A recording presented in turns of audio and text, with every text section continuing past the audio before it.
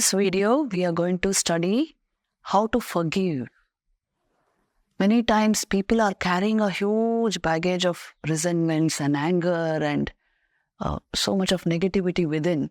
And this hampers us in various ways in life. This is the cause for a lot of stress and over-anxiety. It is a cause for sudden reactions and compulsive behavior and general negativity. So it tells on our health, it tells on our moods. So learning to forgive and learning to put down the burden and load we are carrying on our head, this is very important.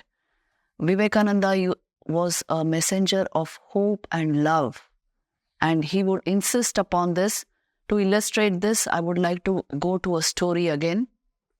This is a very beautiful story in the life of the Buddha. It is said that when the Buddha attained enlightenment in Bodh Gaya, he was sitting under the Bodhi tree and he was so full of joy and so full of peace, inner peace. He did not want to leave the place at all. So he would get up and go only when he had to beg for food. The rest of the time he was immersed in the bliss of the highest being, the highest meditation. And this was his life. So even after a week, he found it difficult to go out of that place because his mind was constantly in that state of deep inner meditation and wrapped in ecstasy, as it were, in inner rapture.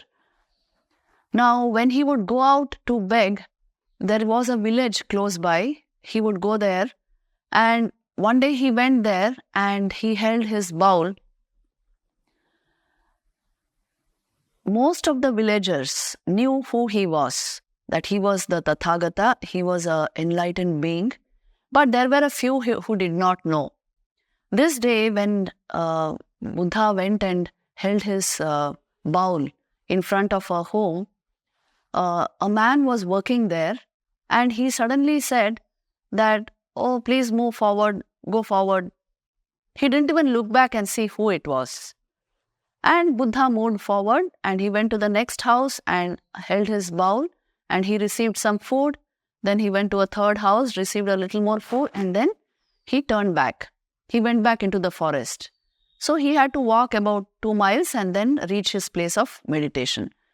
So he walked back, and then suddenly what happened in this village was this man who had refused him food, who had not even turned back to see who he was actually a potter.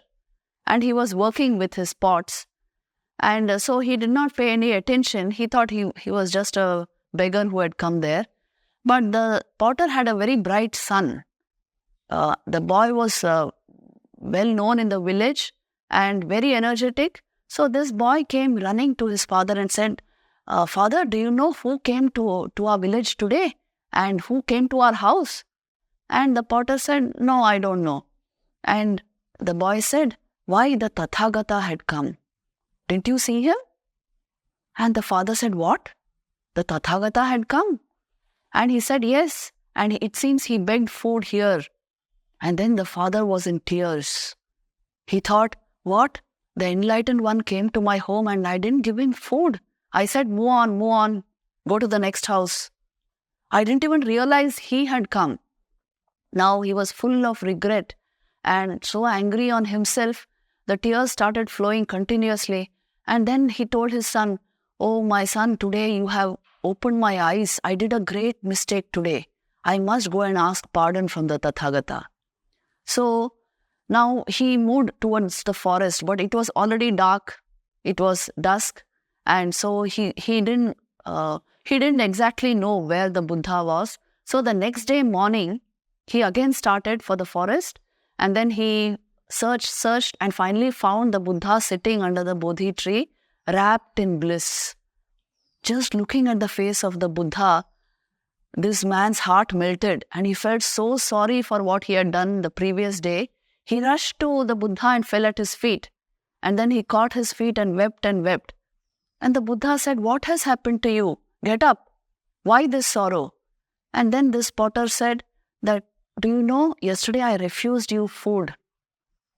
I said, move on, move on. Please forgive me, my master. I didn't realize it was you. I didn't realize what I was doing.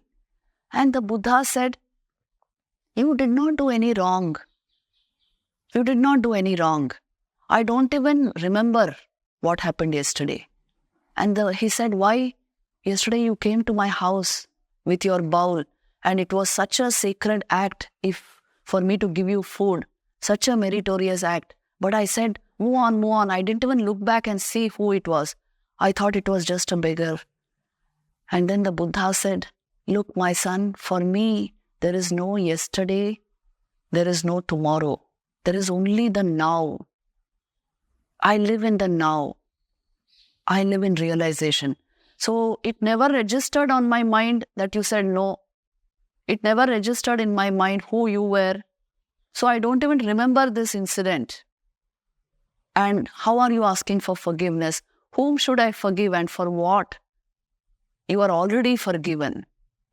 And then this man was completely drenched in tears. He fell at the Tathagata's feet and said, "Oh Master, give me your wisdom that I may bear the burdens of my life lightly.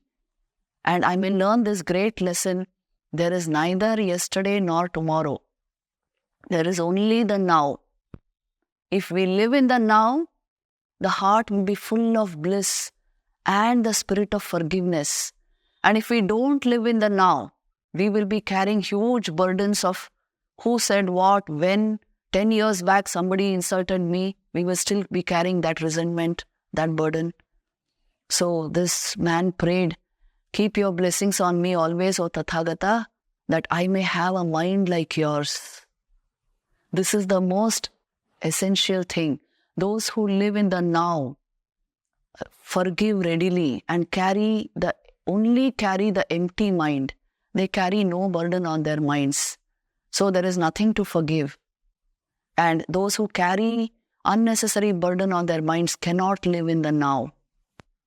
So this is a very important teaching for us. Only the great masters can give such a teaching. If we really dive into the nature of the self, we will live in the now. With that comes all value, all goodness, all forgiveness. And this is the state of the masters. This is the state to be aimed at. Vivekananda says, love is finally the cure to all ills. Love is finally the only solution.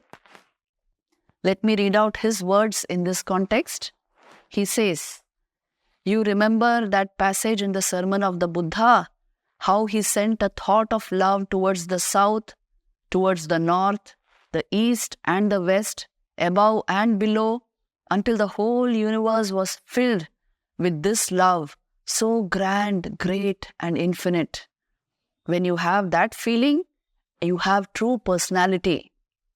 The whole universe is one person. Let go the little things. Give up the small for the infinite. Give up small enjoyments for infinite bliss. Om Shanti Shanti Shanti.